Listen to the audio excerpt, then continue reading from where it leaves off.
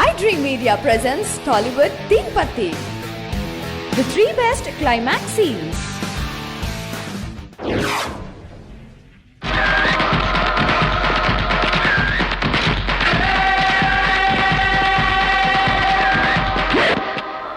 ఎవడైనా గన్ పేల్చాడో అక్కడ మీ health minister పేలిపోతాడు.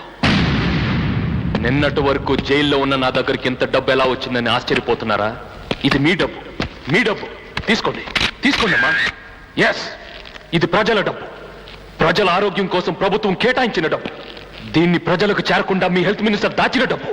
వాడికి సహాయపడ్డ మీలాంటి వైట్ కాలర్ గాలు దోచిన డబ్బు, మీలాంటి లీగల్ గుండాలు మింగిన డబ్బు, నెల నెల వాడు కక్కిన కూడు తినే నీలాంటి వెన్నుముక్కలేని వెదవలు తిన్న డబ్బు.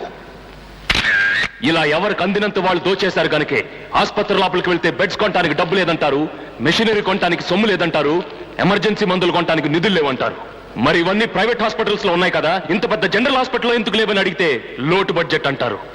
What mister health secretary, me department లో 43 కోట్లు లోటు బడ్జెట్ ఉంటే 7 లక్షలు ఆస్తుందని ప్రకటించిన మీ హెల్త్ మినిస్టర్ కి 70 కోట్లు ఎక్కడి నుంచి వచ్చాయి? Come on tell me. So డబ్బు ఉంది, దేర్ ఇస్ మనీ. పెరుగుతున్న మంత్రుల జీతాలు, ఫోన్ బిల్లులకు డబ్బుంది. పిర్రకి ఎర్రచీమ కరిస్తే విదేశాలకు వెళ్లి వైద్యం చేయించుకోవడానికి డబ్బుంది. ఏడాదికి ఒకసారి 750 కోట్లు ఖర్చు పెట్టి ఎలక్షన్ సర్పంచానికి డబ్బుంది. కానీ పేదవాడికి వైద్యం చేయడానికి మాత్రం డబ్బు లేదు. ఏ పేదవాళ్ళకి జబ్బు రాకూడదా? వస్తే వాళ్ళకి చావే సరైన మందా? అంటే ఇక్కడ పేదవాళ్ళకి వైద్యమే జరగట్లేదా? ఇక్కడ ఉన్న డాక్టర్లు అందరూ చెడ్డవాళ్ళని నీ ఉద్దేశం? కాదు, మీలో మంచి డాక్టర్లు ఉన్నారు. కానీ మీ గుండెల మీద చేవేసుకొని చెప్పండి, are all of you genuine? డొనేషన్లు కట్టి డాక్టర్ అయి పంటికి బదులు కంటిని తీసిన వాళ్ళేరా? కడుపు నొప్పి వస్తే కడుపును చీల్చి అందులో కత్తిరులు పెట్టి కుట్టేసిన మేధావులేరా? జనరల్ హాస్పిటల్కి వెళ్ళిన వాళ్ళని ప్రైవేట్ హాస్పిటల్కి వెళ్ళమని బ్రోకర్ కాళ్ళేరా? ఆఖరికి తలనొప్పిని వస్తే కమిషన్ కోసం ఊళ్ళో ఉన్న అన్ని టెస్టులు చేయించుకురమని చెప్పే ఏకాస్ ఏజెంట్స్ లేరా? ఇప్పుడు రోగి తన వ్యాధిని చూసి భయపడలేదయా, మీ ట్రీట్మెంట్ గుర్తు తెచ్చుకొని కంగారు పడుతున్నాడు. ఎస్, ఇక్కడ వచ్చేది పినాయిల వాసన కాదు, పీరుగుల వాసన. ఇక్కడ వరండాలో ఉమ్ములు వాంతుల మధ్య చర్చ కంటే ఇంట్లో చాప్ మీద పడుకొని చావడం మేలు అనుకుంటారే జనం. This is ridiculous mister Ganesh. Do you have any substantial evidence to prove your allegations? What is ridiculous? Have you ever gone through a medical journal? Do you know that 75 crore Indian people are nearly 500 kilometers away from a basic operation table? Do you know that 1 lakh women are dying due to the non-availability of sterilized medical plates to cut their umbilical cords? Do you know that the cost of 1 bypass surgery is equal to 10 years income of an average Indian? Is this enough or do you want more evidence? ఏంటయ్యా పెద్ద సంస్కట్లా డబాయిస్తున్నావు? జనాభా పెరిగిపోతుంటే government మాత్రం ఎంతవరకు పనిచేస్తుంది? అందుకే కదా మేము private hospitals కట్టి మెడికల్ సర్వీస్ చేస్తున్నాం.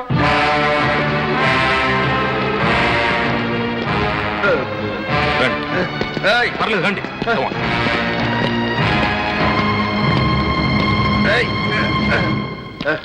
ఈయనెవరో మీకు తెలుసా?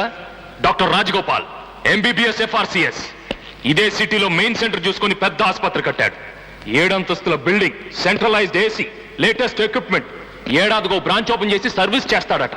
కానీ 2.5 లక్షలు లేకుండా ఎవరైనా ఆసుపత్రి లోపలికి వెళితే బయటకు నెట్టే చంపేస్తాడు. Mister Ganesh, keep quiet doctor Rajagopal. ఆరోగ్యాన్ని అమ్మటాన్ని నీ మెడికల్ డిక్షనరీలో సర్వీస్ అంటారా? సిగ్గులేదు? అసలు ఎప్పుడైనా ఈ తెల్లకోట్ నీ ఒంటి మీదకి ఎలా వచ్చిందో ఆలోచించావా? MBBS చదివితే వచ్చింది. ఎవడబ్బో సొమ్ముతో చదివయ్యా? ఇలాంటి ఒక్కొక్క డాక్టర్ని తయారు చేయడానికి ప్రభుత్వానికి 12 లక్షలు ఖర్చు అవుతుంది. ఆ 12 లక్షలు ఎక్కడవి? కూలీ నాలి చేసుకునే పేద ప్రజలు, చాలీ చాలిన సంపాదనతో బతికే సగటు మనుషులు 10 పరకా సంపాదించి ఆ డబ్బుతో ఉప్పో పప్పో ఉల్లిపాయ కొనుక్కుంటే అలా కొన్న ప్రతి వస్తువు మీద పన్ను వేసి ఆ పన్ను రూపంలో వచ్చిన డబ్బులో నుంచి 12 లక్షలు ఖర్చు పెడితే ఇడిగో ఈ మహానుభావుడు డాక్టర్ అయ్యాడు. ఇది నువ్వు మర్చిపోతే ఎర్రటి రక్తాన్ని తెల్లటి పాలుగా చేసి పెంచిన నీ తల్లిని మర్చిపోయినట్టే. ముందు మా నాయకుడు ఎక్కడున్నాడు చెప్పు. ఎవరా వాగింది? ఎవర్రా మీ నాయకుడు? ఒంటి మీద ఉన్న చొక్కా గుండెలు లేవు, కట్టుకున్న పంచకు ఉతుకులేదు. నిన్ను చూస్తుంటే నీ నాయకుడికి జిందాబాదులు కొట్టి కొట్టి ఎముకలు బయటపడి చచ్చేలాగున్నారా? నీకు రోగం వస్తే నీ నాయకుడు ప్రైవేట్ హాస్పిటల్లో చేర్చడరా, ఇక్కడ ఏదే జనరల్ హాస్పిటల్లో పడేస్తాడు.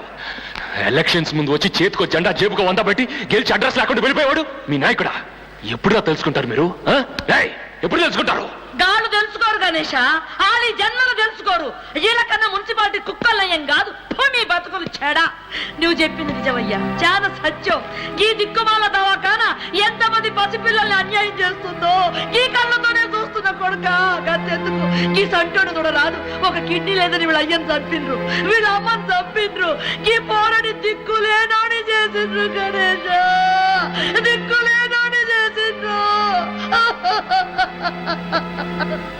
ఈ పిల్లాడే కాదమ్మా, నేను కూడా ఈ ఆసుపత్రి వల్లే అనాథనయ్యాను.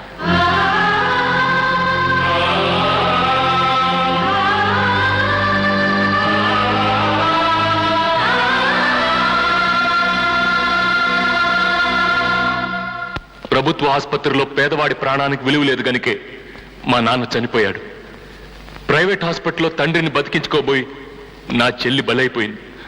ఈ సిస్టమ్కి ఎదురు తిరిగిన పుణ్యానికి నా స్నేహితురాలు సజీవ దహనం అయిపోయింది. చూడు గణేష్, ఎప్పుడూ నీ విషయంలో ఒక తప్పు జరిగి ఉండొచ్చు. అంత మాత్రం చేత దాన్ని గోరంతలు కొండంతలుగా చేసి చెప్తే జనానికి మా మీద ఉన్న ఆ కొంచెం నమ్మకం కూడా పోతుంది కదా. జనానికి మీ మీద నమ్మకం రావాలంటే మీరు పని చేయాలి. చేస్తారా? చెప్పండి, చేస్తాం. మీ కుటుంబంలో ఎవరికైనా జబ్బు చేస్తే ఇదే కారిడార్లో పడే ట్రీట్ చేయాలి. చేస్తారా? ఆ ఆలోచన వస్తేనే మీకు భయంగా ఉంది. అనుభవించి మాకెలా ఉంటుంది? ఇది హాస్పిటల్ అని మేము రావట్లేదు, దేవాలయం అనుకుని వస్తున్నాం. మిమ్మల్ని కేవలం డాక్టర్లుగా భావించి రావట్లేదు, దేవుళ్ళు అనుకుని వస్తున్నాం. అటువంటి మమ్మల్ని ఇలా చులకనగా చూడొచ్చా? పురుగుల కంటే హీనంగా ట్రీట్ చేయవచ్చా? కాపాడండి అయ్యా బాబు అని కాళ్ళ మీద పడుతున్నామే, ఆ నమ్మకానికి ద్రోహం చేయొచ్చా? మీరు చెబుతున్నవన్నీ నిజాలే మిస్టర్ గణేష్. సమస్య చెప్పారు, దీనికి మీరు చెబుతున్న సొల్యూషన్ ఏమిటి? రెవల్యూషనా? కాదు, రియలైజేషన్.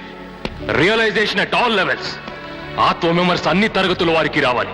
నాకు వచ్చిన పరిస్థితి మరెవరికి రాకూడదు.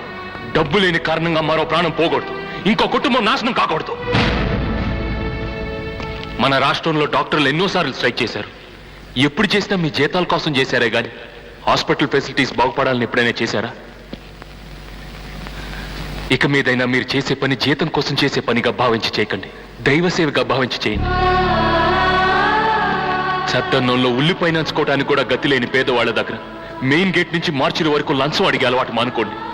మీ దగ్గర చాలినంత డబ్బు లేదని కదా లంచం అడుగుతున్నారు. వాళ్ళు మీకంటే డబ్బు లేని వాళ్ళు కాదా? వాళ్ళని దోచుకోవచ్చా? నరాల్లో డబ్బు పిచ్చి జీర్ణించుకుపోయిన రాజకీయ నాయకులందరినీ అడుగుతున్నాను, మనీ ప్రపంచంలో నుంచి మానవత ప్రపంచంలోకి రండి. మీరు తీసుకునే లంచంలో సగం డబ్బు ఖర్చు పెడితే ఊరికో జనరల్ హాస్పిటల్ కట్టొచ్చు, వీధికో హెల్త్ సెంటర్ పెట్టొచ్చు. ఇన్నాళ్ళు మా నోట్లో మట్టి కొట్టారు, ఊరుకున్నాం. మా పొట్టను కొట్టారు, సహించాం. పనులు లేకుండా తిప్పారు, ఓర్చుకున్నాం.